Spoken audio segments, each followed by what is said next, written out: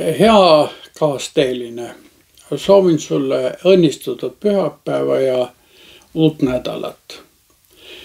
Tänane evangeelium viib meid Jeruusalemma templi hoovi, kus Jeesus seisab silmitsi väga keerulise olukorraga.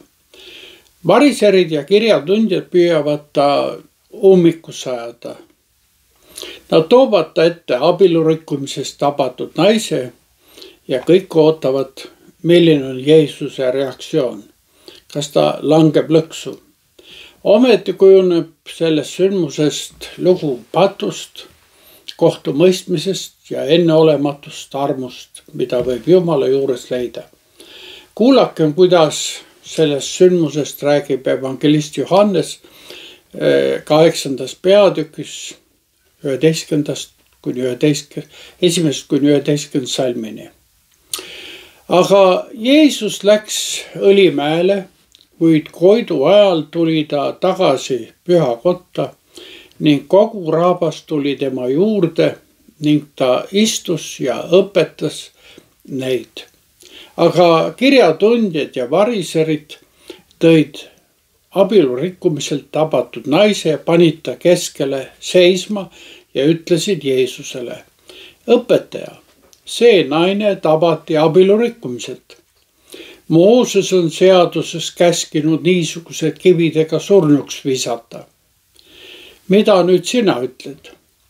Aga seda nad ütlesid teda proovile pannes, et nad saaksid teda süüdistada. Jeesus kummardus ja kirjutas sõrmega maa peale. Aga kui nad küsides peale käisid, ajas Jeesus enese sirgu ja ütles neile: kes teie seast ei ole pattu teinud, visaku teda esimesena kiviga. Ja ta kummardus jälle ja kirjutas maa peale. Ja seda kuuldes lahkusid nad üksteise järel, vanematest alates. Jäid üksnes tema ja keskel seisev naine. Jeesus ajas enese sirgu ja ütles talle: naine, kus nad on? Kas keegi ei ole sind surma mõistnud? Tema ütles: ei keegi, issand.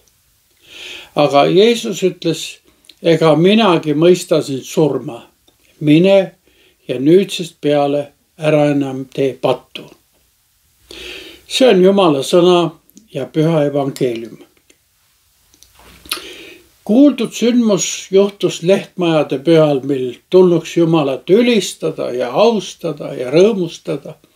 Aga Jeesust ümbritseb korraga templis teistsugune seltskond. Niisiis seisab Jeesus silmitsi variseride, kirjatundjate ja abielurikkunud naisega. Siin ei austata Jumalat, vaid süüdistatakse patust naist. Tunnistajatel on juba otsuski olemas. Õpetaja, see naine tabeti abielurikkumiselt. Mooses on seaduses käskinud niisugused kividega surnuks visata. Mida nüüd sina ütled? Mis on sinu otsus? See on konksuga küsimus, mille eesmärgiks on Jeesus, nagu juba ütlesime, lõksu püüda. Kui Jeesus oleks öelnud, et jah, meie jaoks kehtib Moosese seadus ja see naine tuleks kividega surnuks visata, oleks ta rikkunud Rooma seadust, mis keelas juutidele surmanuhtluse täideviimise. Kui ta oleks aga öelnud, et naine tuleks vabaks lasta, oleks ta keeldunud Moosese seadust tunnistamast. Meiegi satume kaasaegses maailmas aeg-ajalt vastastikku selliste dilemmadega. Seal see patun on, kas sa ei tea, mida pühakiri selliste kohta ütleb? Miks sa ei anna hinnangut? Miks sa midagi ette ei võta? Miks sa teda kogudusest välja heida? Jeesus vaikib, kummardub ja kirjutab midagi sõrmega maa peale. Meile ei öelda mida, kuid see žest näitab rahu ja mõtisklust keset tormi. Andku issand meilegi sellist rahu keset tänaseid vastasseise. Kui nad teda ka rahule ei jätnud, tõstab ta pea ja ütleb, kes teie seast ei ole pattu teinud, visaku teda esimesena kiviga. See vastus paneb tänini kogu üksteist süüdistava maailma punastama. Ja siis lisab ta veel midagi. Kes teie seast ei ole pattu teinud, visaku teda esimesena kiviga. Teiste sõnadega juhib Jeesus tähelepanu asjaolule, et kõik nii kaebealune kui süüdistajad on patused ja neil pole õigust teisi hukka mõista. Hiljem kinnitab apostel Paulus Rooma kirjas sedasama ja ütleb, kõik inimesed on pattu teinud ja Jumala aust ilma. Jeesus aga kummardab uuesti, kirjutab edasi. Vaikus. Kanged mehed hakkavad ükshaaval häbelikult lahkuma.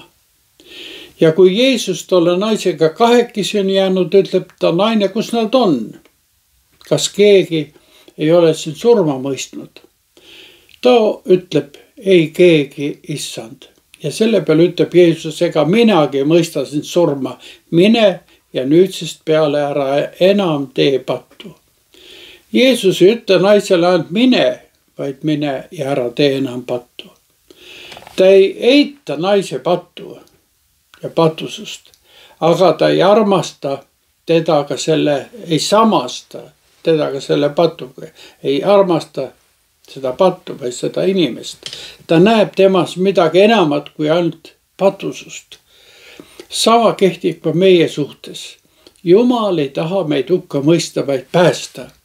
Johannese 3. peatükk 17. salm ütleb, Jumal ei läkitanud oma poega maailma, et ta maailma üle kohut mõistaks, vaid et maailm tema läbi päästetaks.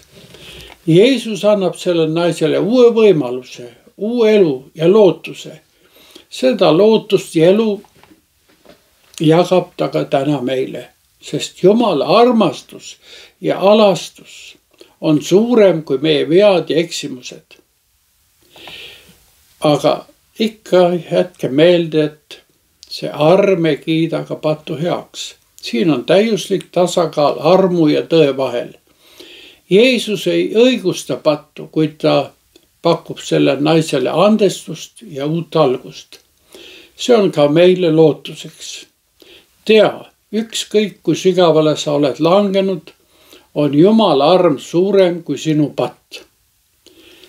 Kui me veel kord küsime, milliseid järeldusi me tänasest evangeeliumist peaksime tegema, siis peame ütlema väga otseseid.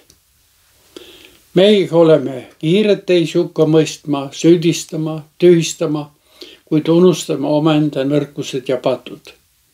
Jeesuse järgijatena kutsutakse meid täna aga mitte kohut mõistma, vaid alastama ja külvama uute alguste lootust. Palvetagem. Issand, me täname, et sa ei mõista meid hukka, vaid annad meile armu. Aita meil näha oma südant, vabaneda süüdistavast ja hukka mõistvast meelsusest.